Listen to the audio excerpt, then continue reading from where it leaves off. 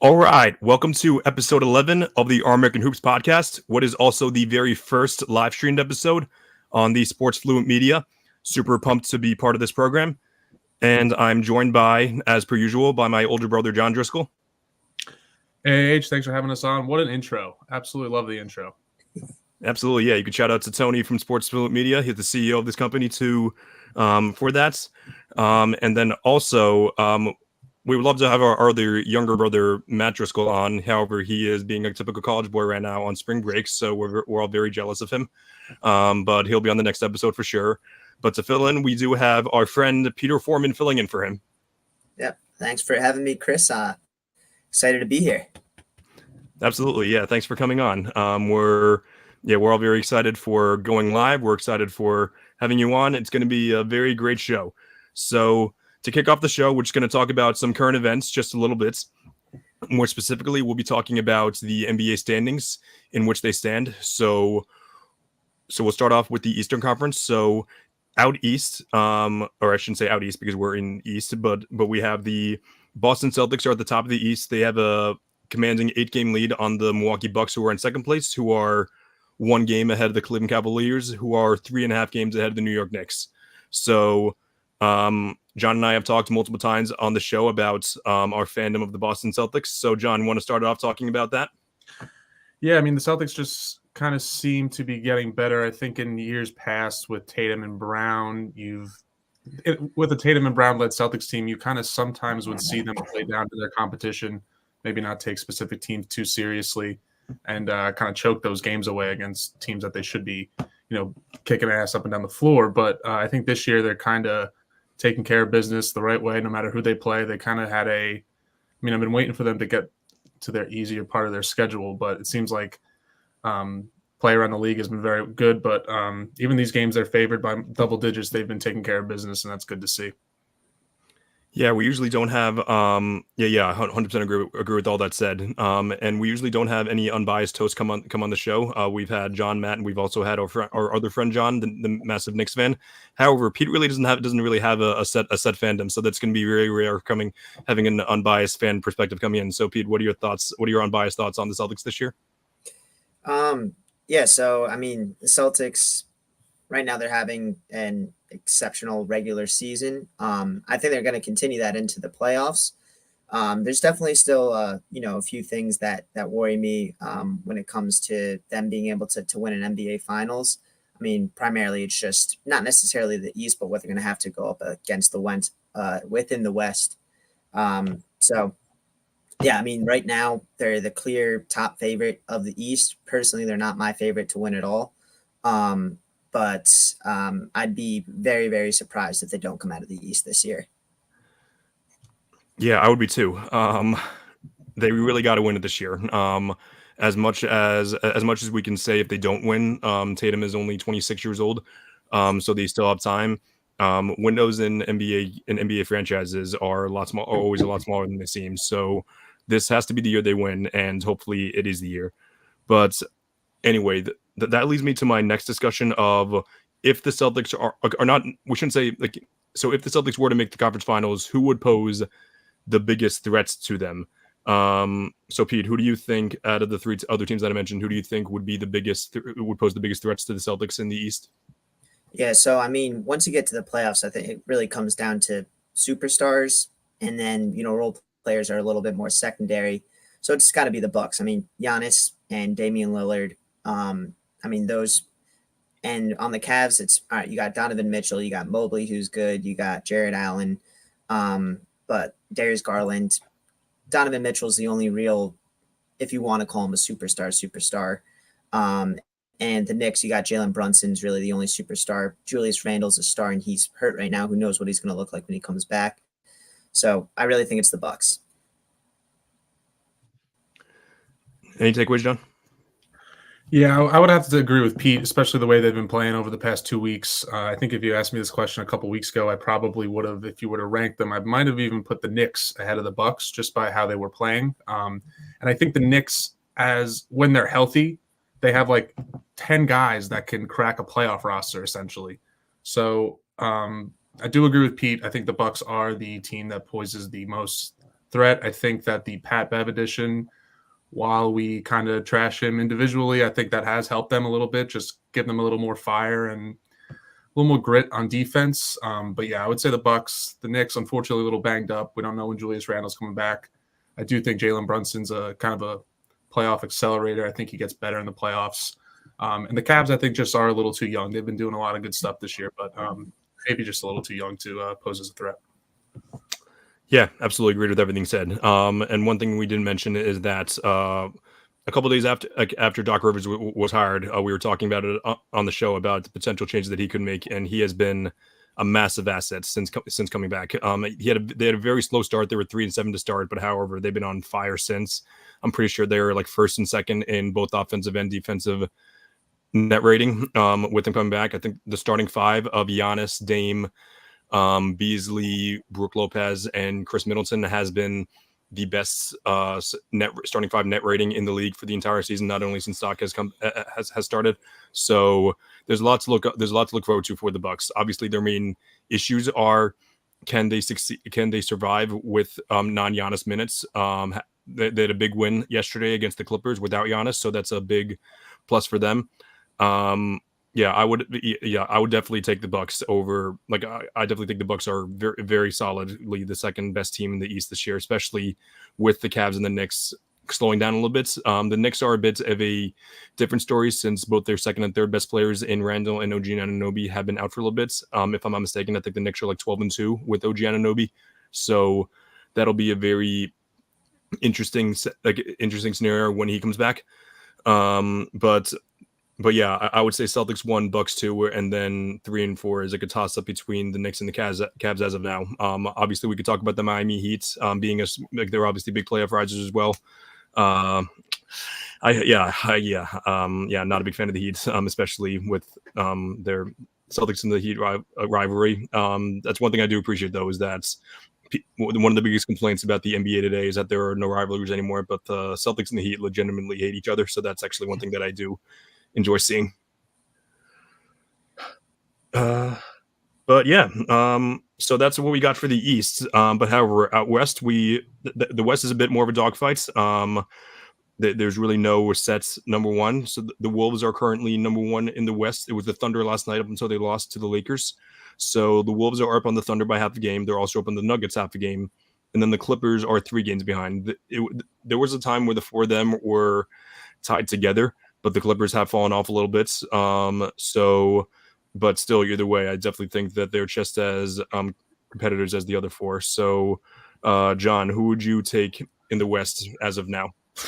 It's a tough question. I think, when you look at the Western Conference standings as they stand today, it's Timberwolves, Thunder, and then Nuggets, Clippers, 1, 2, 3, 4. And it's kind of split up with these two young, really up-and-coming teams, and then your experienced veterans who do have playoff experience. So I tend to kind of lean more towards playoff experience with experienced veterans. So my pick would be the Nuggets. If you were to ask me who to pick out of the Timberwolves and Thunder, if they do square off, I'd probably lean more towards the Timberwolves just because I think they're so dominant offensively. But like you said, any of these 4 teams can come out of the West. My pick would just be the Nuggets just because they have best player in the world with that playoff and championship experience. What about you, Pete? Yeah, don't want to agree on everything here, but I'm going with the Nuggets too. Like you said, John, the playoff inexperience from both the Thunder and the Timberwolves is what it primarily comes down to. And then there's 2 things with the Nuggets. 1, it's Jokic, enough said there. And 2, they have 3 guys in their starting lineup that are all 6'10" or taller Jokic can't move too well, but Michael Porter Jr., lockdown defender, knockdown 3-point shooter. Aaron Gordon, good athletic threat and a lockdown defender, can play inside, can play outside. And then obviously you got Jamal Murray. So just like the versatility of that starting lineup alone, along with the playoff experience, along with the fact that you're always going to have the best player on the court at all times, I would say that gives the Nuggets the definite edge. Out of those teams, who I think the Clippers have the best chance to challenge the Nuggets, just because you have Kawhi who's having a career year, which is for him saying a lot. As long as he can stay healthy, Paul George and James Harden, as long as all three of them can stay healthy, which I think is more likely this year than years prior, because they won't need to lean on any single one of them too much, because they can, distribute it amongst the three. And then you have Ty Lue, who's one of the best coaches in the NBA. So they're a close number two, but I'm going with the best player on the court at all times, and that's Jokic. Yeah, hard to disagree with anything said there. Yeah, I would definitely say it's the Celtics and the Nuggets that are the overwhelming favorites as of now. It's pretty hard not to take the Thunder.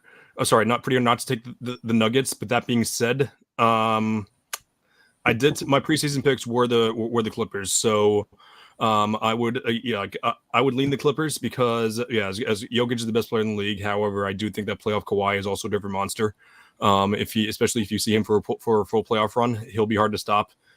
Which is something I really hope to see, because we've only seen Kawhi and Paul George past the first round once, I think, or like for a full series, I should say, and that was in the bubble. So which was obviously a disaster. But yeah, that'd be a lot of fun. That would be a very fun series. Kawhi versus Jokic again. It'd be like a rematch of the bubble. But as far as it goes for the other teams, the Thunder are an interesting team. They're again young and up and coming. They're very, very well balanced. They have Shea, who's an MVP candidate. They have Chet, who is already one of the better rim defenders in the league. He has hit a bit of a rookie wall, which is concerning. But that being said, his length and overall physical appearance, obviously, like, people were very concerned about his ability to stay healthy with how thin he is, but he's a much stronger now. I've been very impressed with him. Jalen Williams has been awesome as well. And yeah, they've just been a very, very fun team to watch. And probably the Timberwolves are the first seed. I think a lot of people don't believe in them because of their lack of offense. Anthony Edwards is really their only elite offensive piece. Even though Karl-Anthony Towns is a great 3-point shooter, he's not really an elite scorer. But yeah, they do have the best defense in the league. They have my boy Rudy Gobert. That's also Peter's favorite player as well. So, but yeah, even though he has a history of not really being able to guard the perimeter in the playoffs, I do think he'll be a little bit better at that this year, since he has such elite perimeter defense around him. But yeah, I don't really know if they would be able to compete. I think they can make a run to the finals, but everything would have to go well, and would have to have like an elite. An elite series, as well as it goes for the role players as well. Chris, can I throw something in there? Please do. Because I'm happy you brought up the Gobert hate, because I do not like him. And I know that, since we're going to be talking about these teams, I know that Jokic has dominated Gobert every single time they play. So I was looking up stats, Jokic against Gobert. And since 2020, Jokic has scored 20 points or more. And out of the 11 times they've played, every single game he scored 20 points. His highest was 47. He's never shot under 50%. Jesus. And he shot over 80% in 3 of those games. Also, in 5 of those games, he's had over 10 assists. So Rudy Gobert, I know you love him, but, you put him up one-on-one against great players. He's a great rim protector. I'll give him that. But I mean, I know Jokic is the best, so it's hard to compare him. But like, if they face off against each other in the playoffs, you're not going to stop Jokic there. Yeah, you're going to have to beat the Nuggets in another way besides stopping Jokic for sure. And not the way that the Lakers did, where they just put an average defender Nuri Hachimura on him and then just called Anthony Davis a roamer and then said they figured him out. So it's going to be a little more, going to probably be a little more than that. You can't really turn Jokic into a scorer, because then he's the most efficient player in the league.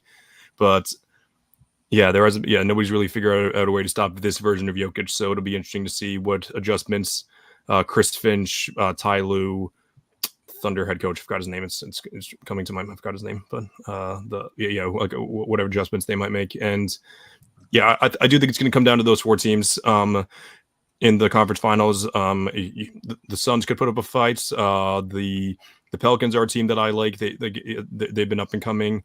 The Mavs, if Luka gets hot for a series, but we'll talk about him later. Yeah, but at the end of the day, I do think it's these 4 teams and then a big gap after that. So that'll be a very, very interesting thing to see. So, so that's our talk for the way the standings go. It feels like we talk about this every week, but it's also very important to talk about. But this new thing, it's something that we kind of talked about. There's actually something that John, Matt, and I talked about in our very first podcast together. That was about the MVP race. So, it's heated up. Obviously, the MVP race, as far as it goes, players competing with each other. There are currently 5 front runners, according to the NBA ladder. That it's been like the same 5 names that have been thrown around, and that those are Nikola Jokic, Gilgeous-Alexander, Giannis Antetokounmpo, Luka Doncic, and Jason Tatum. So, Pete, if you had to vote today in the NBA MVP, who would you vote for? It's definitely it's a really, really tight for me between Jokic and SGA.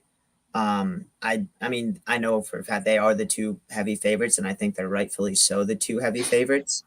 For me, to be honest, I haven't gotten the chance to watch too much of SGA, like just watching him, and I've seen highlights and whatnot, and I know what his stats are, but I haven't actually seen too much of it live action.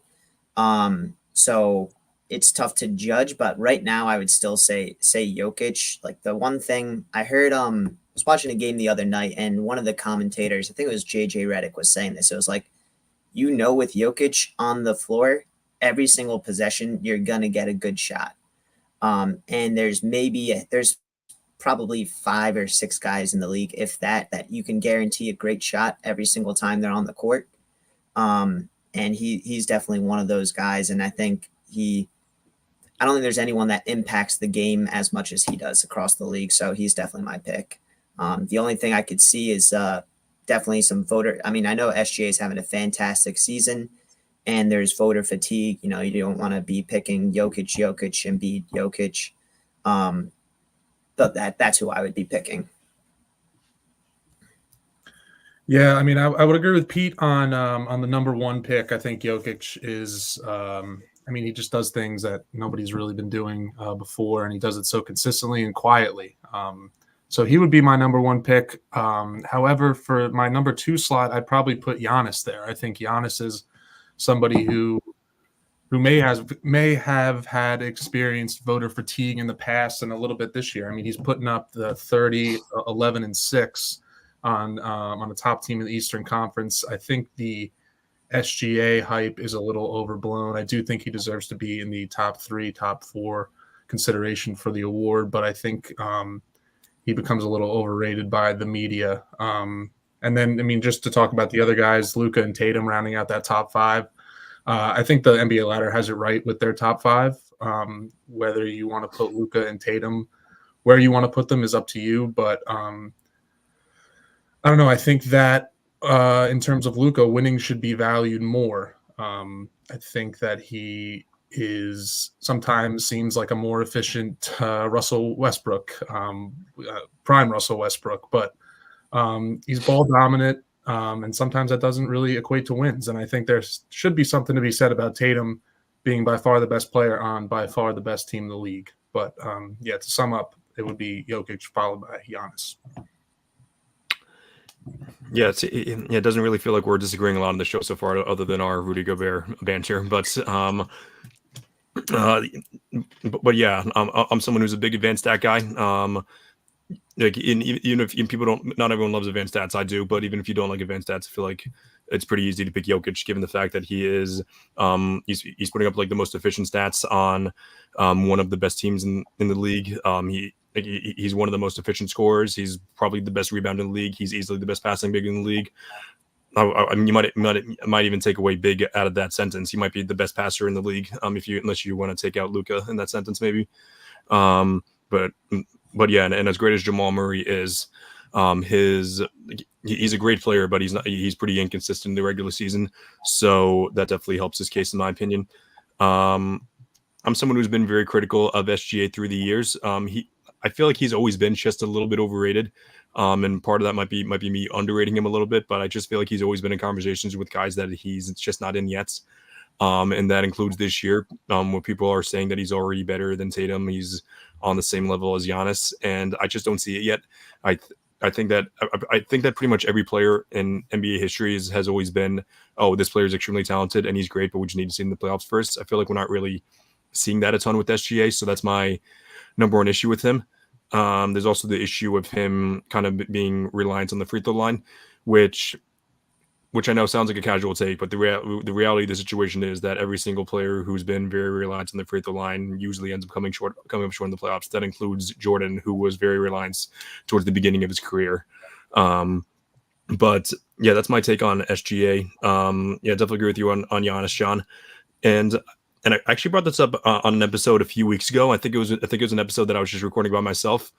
It almost feels like that Giannis is becoming like LeBron-esque in his prime, where everyone knew that he was the first or second best player in the league, but he just still wasn't really being like brought up in like hot takes or anything, just because everyone says everyone's saying like, oh, he just dropped 35 and 12 last night on 60% efficiency. Oh, cool. Like and no one really talks about it anymore, and it's like we're numb to his greatness. Which, and again, part of that is because he struggled in the playoffs the past 2 years. But when a player is that dominant and he has shown that he can lead his team to a championship, I don't think there's really much you can you could scoff at there. Yeah, 46 and 16 3 days ago, and I barely heard about it. Yeah, exactly. It's ridiculous. So yeah, but then it comes down to Luka and Tatum as well. Yeah, the two of them faced off the other night. Luka obviously outplayed him in the first half, but however, and I know there's the whole joke on Twitter about, oh, Tatum could have 2 points in the first half, and then when his team is up, he finally scores a bunch of points in garbage time. While there's some truth to that, there's also the truth to when he needs to step up, he does. And it's almost, and I saw like a Celtics creators tweet out the other night. It was talking about how like Tatum has brought his game to like another level this year, where he will decide to go off when he needs to go off, and that included against there was a game against the Mavs, and there was it wasn't the Warriors game, it was another game, I forgot. It was recent though, where like they were up big, they started to choke it away a little bit, but then Tatum got hot and then put the game to bed. So, and we've seen that multiple times this year, which is going to be huge come playoff time if that's the case. So yeah, Jokic would be my easy number one. After that, it's 2, 3, 4 is actually like I would say the gap between 2 and 5 might be bigger than the gap between 1 and 2 in my opinion. Gotcha. I'm curious. So do you right now? And I know we're talking like, would you rather Luka, but just strictly for MVP conversation, like theoretically, let's imagine our top two aren't there. Who would you have in front, Tatum or Luka right now? For like in the playoffs or just in general? No, just MVP. Like if MVP. MVP. About the guys that are ahead of them. Yeah, you're good. So I'm curious with you guys being Celtics fans. It's pretty. As much as I value winning, Luka does have him beat in most of the offensive stats. So we might give him to Luka there, but also at the end of the day, he's the 7th or the 8th seed, so he can't be too high on the list for me. So I don't know. It's tight, but maybe give the edge to Luka, but I don't know. I think the way MVP is voted on now, the voters would give the edge to Luka because I feel like they value counting stats more than winning now. Overall, if you ask me, I'd say Tatum, biasly, of course. But I think that I just don't think the voters or the media really value defense as much as they used to. Mm-hmm. I think, and people I see on Twitter saying that Luka's really is improved his defense. I wholeheartedly disagree. I mean, you see clips of him. I mean, just lazy basketball back on defense. And this is totally aside from his offensive output because I think he's, one of the best in the league at, putting up those counting stats. I mean, he puts up video game numbers. But I think that if you're going to talk about the most valuable player, defense has to come into the conversation. And I think Tatum's edge versus Luka defensively is greater than Luka's edge offensively. Okay. Yeah, I could see that. I guess my only me personally, it's very close, but I'd have Luka slightly ahead. And my thing is, what are the Mavericks without Luka versus what are the Celtics without Tatum? I think the Celtics without Tatum, I think they're still top 5 team in the East, maybe. I would give them that. Yeah, I think Jaylen Brown's good enough to carry them to top 5, maybe top 6 in the East. If you take Luka off of the Mavericks, it's Kyrie and Tim Hardaway, who's not playing very well right now. Like, you got no one else. So I think you got to take that into Derek Lively's name, Pete. Oh, sorry. No, But I think to me, like when I'm thinking about MVP, I'm thinking that's like at least what I'm thinking of is like you take them off of this team, how do they perform? But I understand like the defense totally matters. But if you take Luka off the Mavericks, they're at the bottom of the West, and I think the Celtics are still extremely competitive. So my only pushback against that would be that Tatum really like you want like it's pretty tough. It's tough to be valuable when you have such a good team. Which yes, so so you want to talk about and this is a very flawed way of looking at it. But if you switch Tatum and Luka on the team, you want to talk about the Celtics like the Celtics would probably be just as good with Luka instead of Tatum. How much better can you be? You're 48-12 now, so I don't know. Like I don't think they'd get. Maybe they wouldn't. I don't know if they'd get worse on. They'd get worse defensively for sure. How much would he elevate their game offensively? I don't know. Would they be better? Probably, but like especially he might maybe make a little bit more. Tatum on the Mavs. Probably similar stats, like probably similar rank. I would put them similar. Maybe a little bit worse offensively, but however, Tatum and Kyrie have played very, very well together. Outside of chemistry issues that like when the two of them were on together in 2019, they had like an unreal plus minus. I think it was about like +9 or something. They'd objectively be better defensively. Kyrie would have to be a better would have to be that point of attack defender. Actually, they probably switch up the starting lineup just a little bit, but yeah, it would be interesting. They'd be about the same. I don't think they'd be much worse than where they are now if the Mavs had Luka. The Mavs had Tatum instead of Luka. Just goes to show you how close it really is. Yeah. Mm-hmm.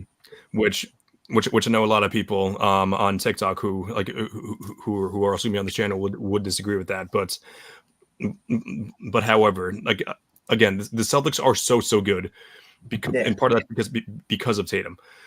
People say, "Oh, take them off." Yeah, take them off, and they're a very good team. They're not one of the best teams in the league. In order to be great, you need great players. So that's my takeaway on that. But speaking of Luka, so Luka has been one of the hot topic of discussions for the past few days regarding how it's kind of been both sides. I feel like with Luka, it's kind of you love him or you hate him. I had Nick Mack of Fadeaway Worlds on the show a few weeks ago. He's a big Luka fan, but yeah, and people ranked Luka differently. Some people think he's top 2. Some people think he's scratching the top 10 surface.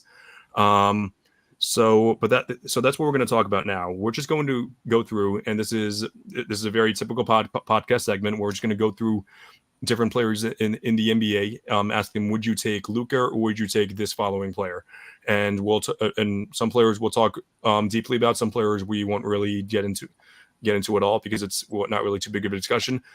But yeah, so to start off, so would you rather Luka Doncic Edition? First one, Steph Curry.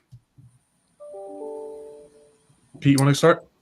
Yeah, I'll start. I'm taking Curry. I think, iso ball, Luka's, he's probably the best player in the NBA, iso ball, but, I'm assuming we're talking playoffs here and, to take your team to a championship. And even still right now, even though the Warriors aren't as good as, obviously where they've been historically, the thing with Curry is, John said it before, you don't win in the playoffs in iso ball, and Curry's not just the best shooter, he's probably the best, if not one of the best off-ball players in the entire NBA.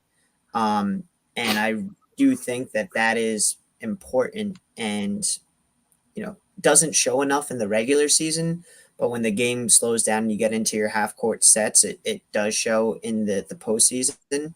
And for that reason, they're both a liability on defense, so there's not really much give or take there. For that reason, I'm going Curry. Yeah, I agree with Pete. Just purely based on experience, playoff success, I'd take Curry over Luka. Yeah, not much of a discussion there. I'm someone who didn't really. I'm someone who wasn't a big fan of Steph Curry this year. I'm a fan of him in general, but he wasn't really playing that well this year. But he's turned it around big time the past few weeks. And even when he was ice cold, I was saying, no matter what, come playoff time, I'm still taking Curry over just about anyone else in the league.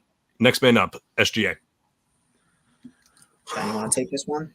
Yeah, this was a really tough one for me. I think that there are kind of two things that go understated when discussing two players that I like to talk about a lot, and that's defense and playoff success. I think SGA obviously has the leg up defensively. I think he might be like 8th in defensive player of the year rankings right now.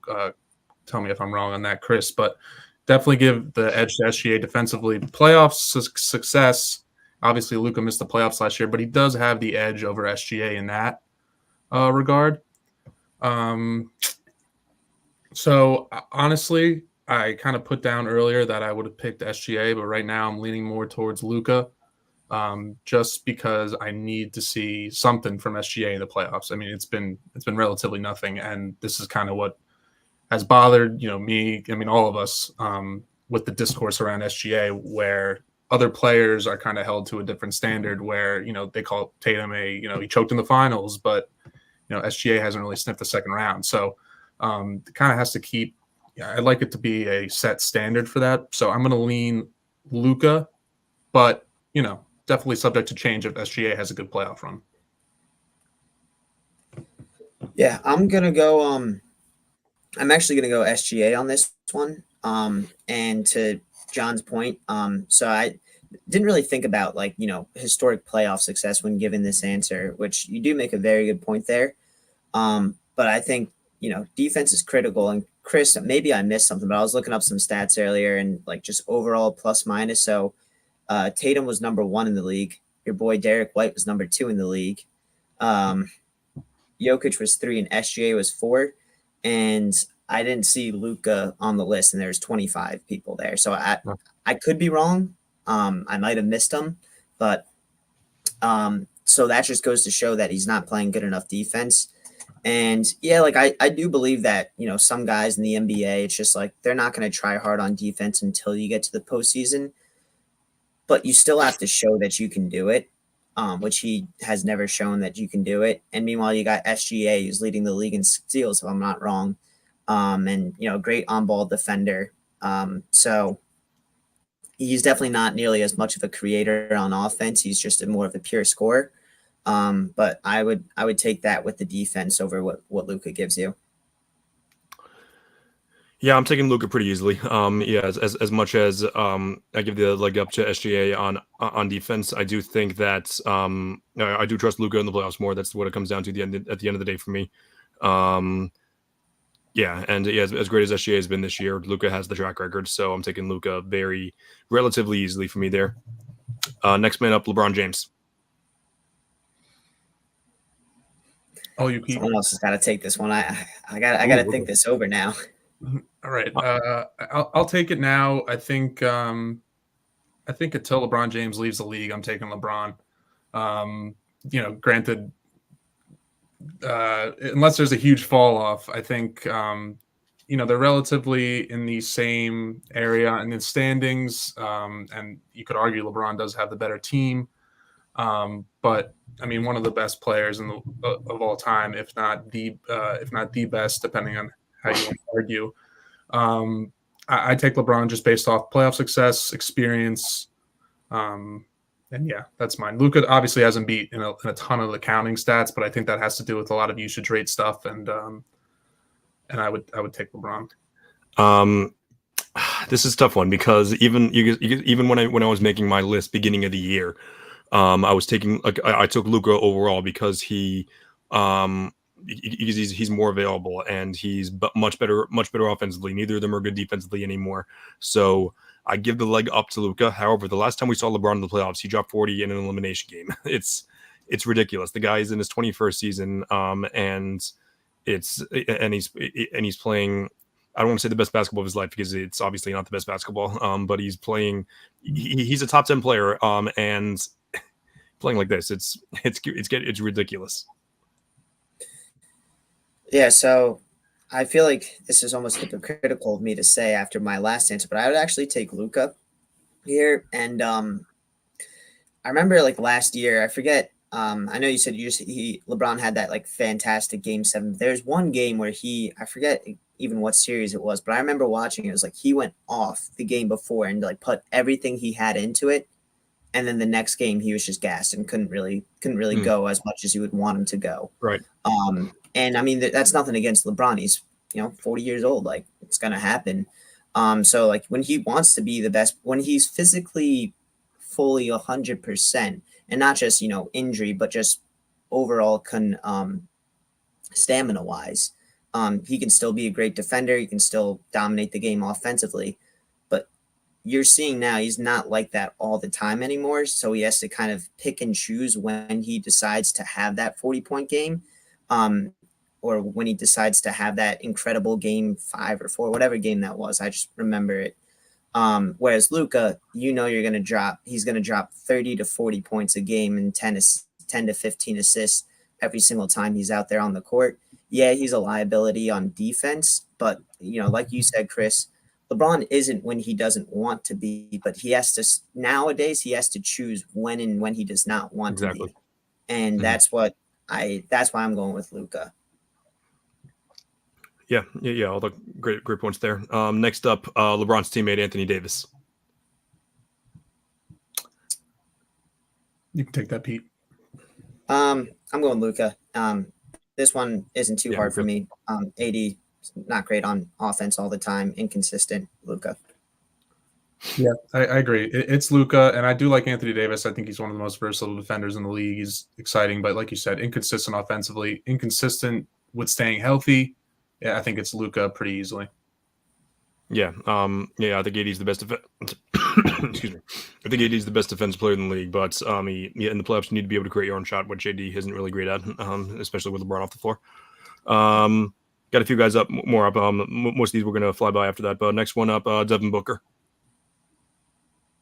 Yeah, I take Luka over Booker. Mm-hmm. I think Devin Booker's actually had a pretty solid season. He kind of shifted into that point guard role on the Suns with the addition of Bradley Beal. I know he's been a little banged up, and he also has Kevin Durant as his teammate, one of the best players in the league. But overall, I would take Luka. Yeah, I'm gonna go Luka too. I love Devin Booker, and I love like the way he plays and like how he still sticks to the mid range game, but at the same time the mid range game is going away. Mm-hmm. Yep. And I don't think he has enough firepower to keep up with where Luka's at offensively. Yeah, 100% agreed. And next guy up, he's often put in the same sentence as Booker, Donovan Mitchell. Yeah, Donovan Mitchell, I know we love him. Big Mets fan, we love that. But I think he's just a tier below Luka. And it's just the way it is. He is similar, maybe a tick below Luka in terms of playoff success. But I think, he had a pretty tough playoff series last year against the Knicks, but I think it's Luka, and I didn't really give it too much of a second thought. Yeah, I'm not giving it a second thought. It's Luka. Yeah. To me, Donovan Mitchell is slightly below where Devin Booker is. So. Yeah, 100% agreed. And we got one more. We have a couple more guys after this, but one more guy in that tier. We got Anthony Edwards. I'll take this one. I'm also going Luka. I wouldn't be surprised if my opinion changes after this playoffs. But right now I'm going Luka. I mean, Anthony's been great in the regular season, but you got to show he's had a few good playoff runs too, or had a few good playoff games. But you got to show some consistency over time. And, even though Luka didn't make it last year, when he's been in the playoffs, he's pretty much dominated against the Suns a couple years back. Like he dominated that series. And and you haven't seen that from Anthony Edwards. So yeah, Luka.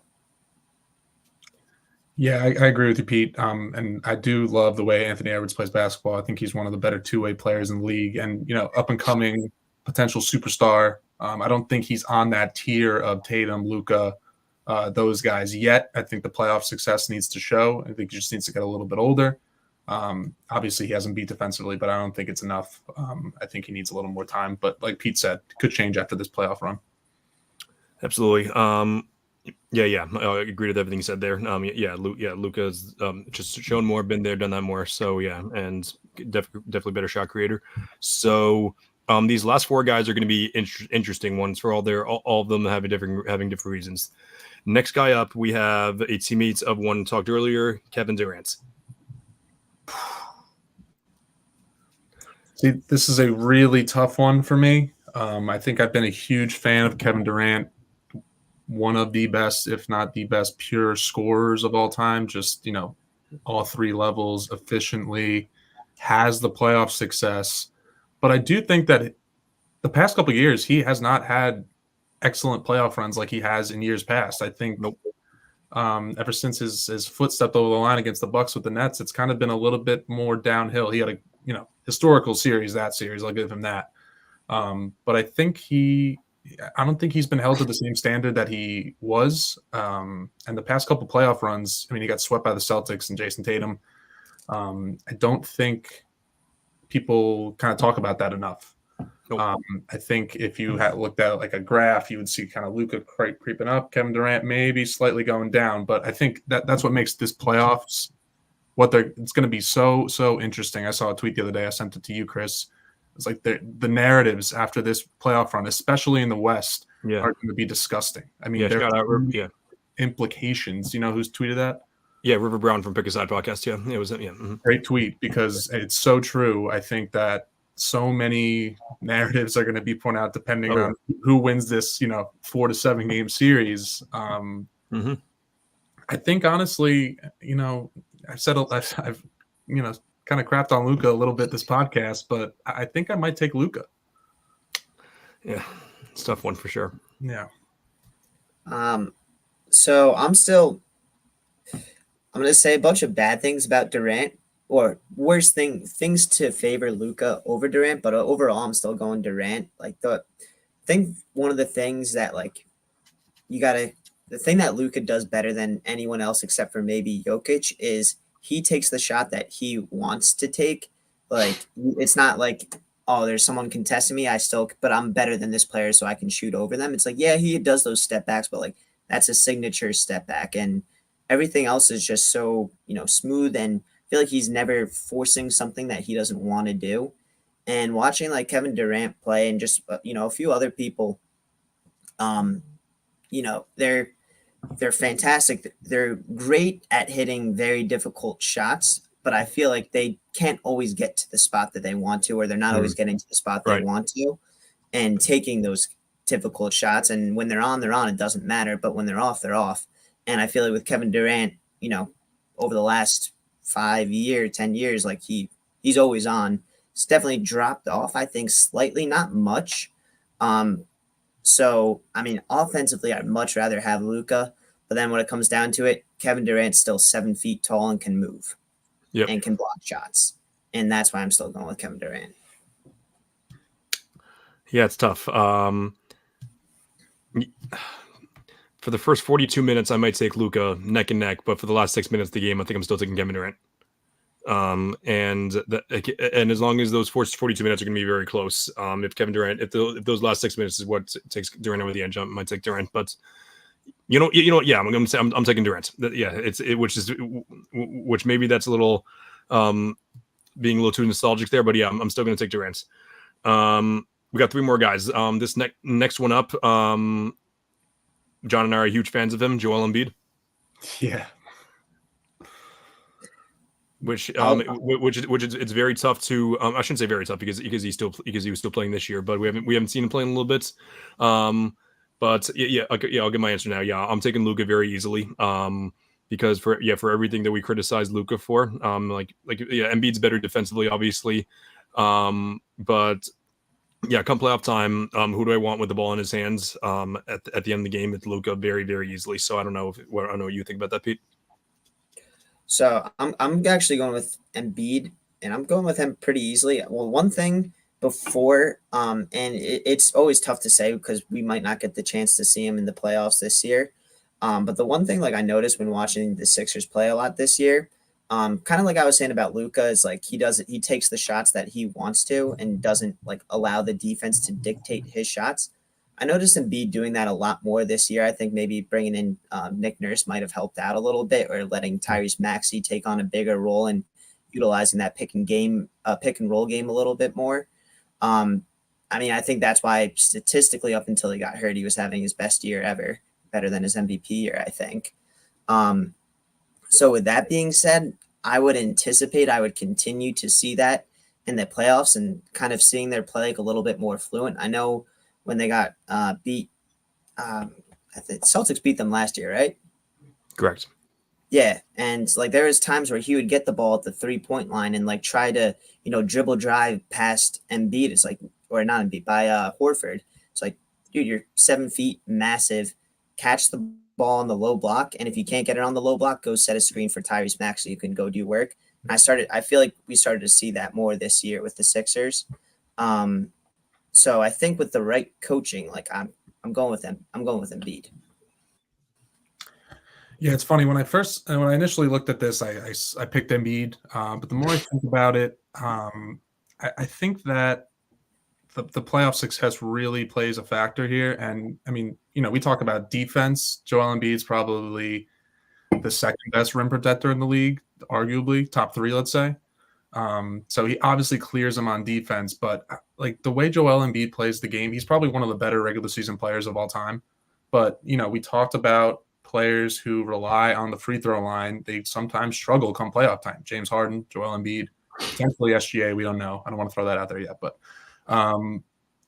I've seen it happen a lot. He doesn't have a memorable playoff moment. I think Luka has like 3 or 4. I mean, if you talk about the bubble, talk about the Suns game, I would lean slightly towards Luka, even though Joel blows him out defensively. I still would lean slightly towards Luka just because he does have a slight edge with playoff moments. Whenever we bring up Embiid's playoff moments, I still think the most outrageous thing about him is that the best team that he's beats in the playoffs is the 5-seeded Toronto Raptors in 2022.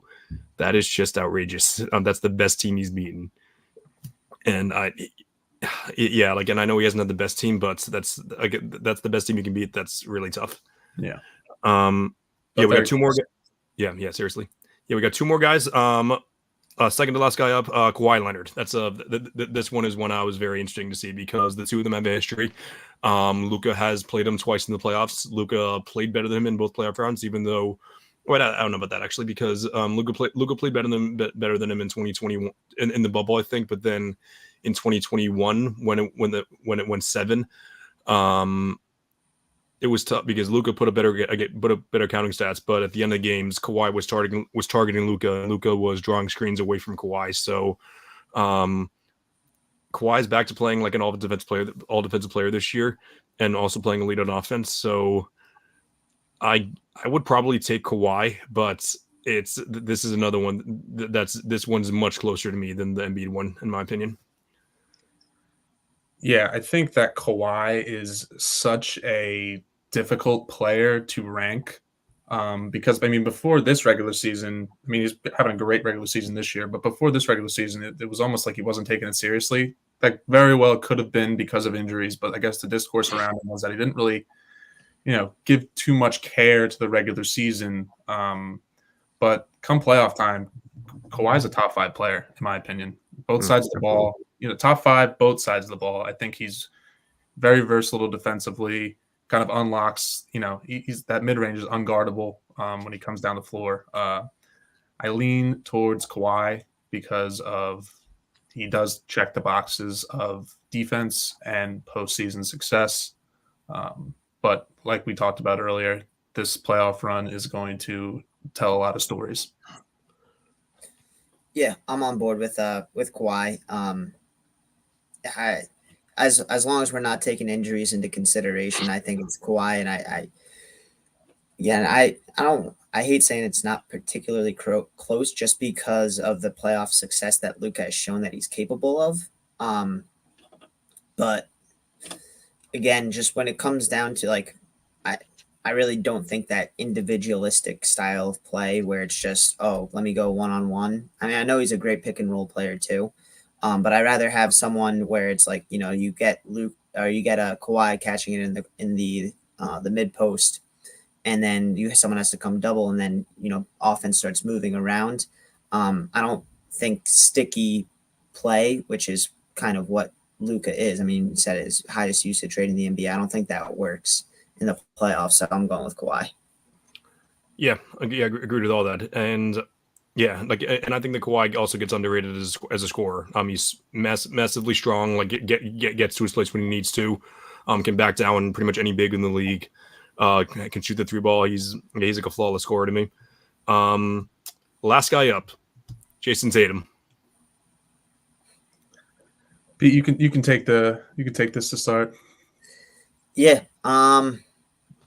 I'm gonna go with Tatum on this one. It's pretty close for me. But he's shown he's a really tough one to judge because he's had great playoff moments and he's had pretty bad playoff moments. Like I think it was last year. Was it game 6 or game 7 where he like didn't have any points for the first 3 quarters, and then he just caught fire at the end of the game and like carried them in. Like I feel like that's the epitome of Jason Tatum's like playoff career. So the consistency isn't there, but he's been to the finals. He's carried his team to the Eastern Conference Finals nearly every year. He's been the star of the team. And again, defense does matter. So with all that being said, and also like the style of play, the ball doesn't just stick in his hands the entire possession. I'm going with Tatum, but it is pretty close for me. Pete, I've always said so much ball, and I happen to agree. Obviously, I'm biased, of course, but I take Jason Tatum. Playoff success. You did mention a little inconsistency. That's absolutely true. I think that if you're not talking about the all-time greats, volume scorers sometimes do have that inconsistency.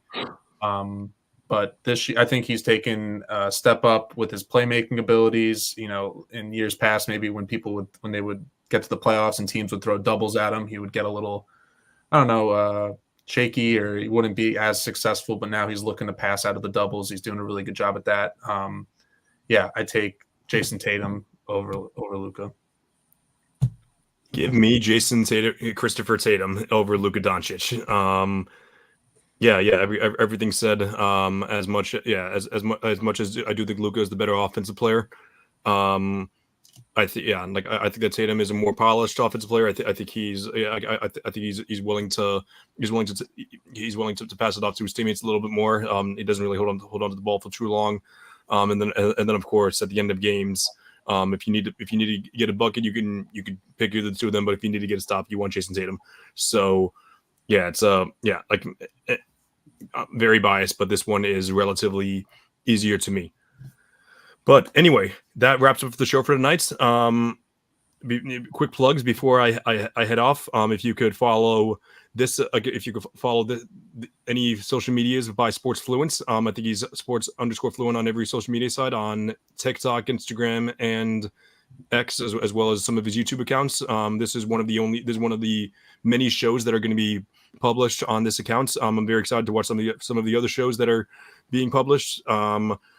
Personally, you can follow me on all my other social medias. I'm All American Hooper on everything, on X, on Instagram, and TikTok.